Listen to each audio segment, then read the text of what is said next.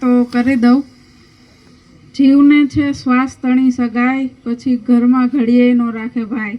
આપણા જે કાંઈ બી સંબંધો છે, મમ્મી પપ્પા, ભાઈ બહેન, પુત્ર પરિવાર, જે કાંઈ સંબંધો છે એ ટકેલા હોય તો એક શ્વાસના આધારે।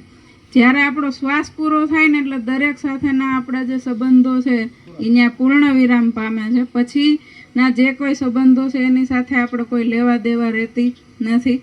દરેક સંતો મહંતોએ એક જ વાત કરી છે કે ભાઈ તમે જ્યારે મૃત્યુ પામો એની પહેલાંના તમારા જે કાંઈ કર્મો છે એના આધારિત તમારું જીવન આગળ બનવાનું છે, એના આધારે જ તમારું જીવન હાલવાનું છે। તો વધારેમાં વધારે જો કોઈ પ્રયત્નો આપણે કરવાના હોય તો એ કર્મો ઉપર ભાર દીધેલો છે કે ભાઈ તમે સેવા કરો, તમે સત્સંગ કરો, સારા સુવિચાર, સારા વિચારોથી તમારું જીવન પવિત્ર કરો। ભગવાન બુદ્ધ છે એ કહી ગયા અપો દીપો ભવ, એટલે ભગવાન બુદ્ધની એક જ વાણી છે કે તમે તમારો આત્માનો જે પ્રકાશ છે એના આધારિત તમારું જીવન બનાવો। જગતનો કોઈ ભગવાન આપણને જીવાડતો નથી, એટલે ખોટી અંધશ્રદ્ધાથી દૂર રહેવાનું કીધું છે। ખોટા કુરિવાજોની અંદર આપણે જે ફસાઈ ગયા છીએ એનાથી દૂર રહેવાની વાત કરી છે।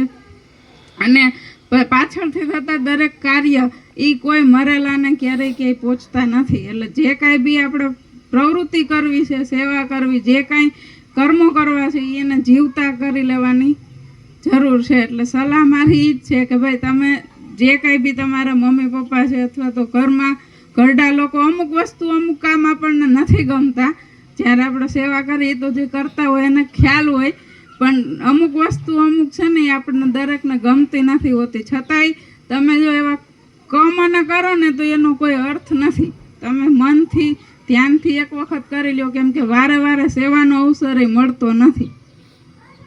કબીરની વાત છે, ચલતી ચક્કી દેખ કે રહા કબીરા રોય, દો પાટન કી બીચ મેં સાહેબ સાબિત રહા ન કોઈ। જન્મ અને મૃત્યુ દરેકને આવવાનું જ છે। જીવનની 4 અવસ્થા છે, બાળપણ, યુવાની, ગઢપણ ને મૃત્યુ। આ 4 અવસ્થામાંથી દરેકને પસાર થવાનું જ છે। જન્મ છે એ આપણા હાથમાં નથી, મૃત્યુ આપણા હાથમાં નથી, પણ વચ્ચેનો જે સમયગાળો છે ને એ દરેકના હાથમાં છે। એને કઈ રીતે જીવવો, કઈ રીતે બનાવવો એ બધું આપણા હાથની વાત છે કે કઈ રીતે આપણે બધું કરી શકીએ। આ 4 અવસ્થા એવી છે કે એ દરેકને આવવાની જ છે।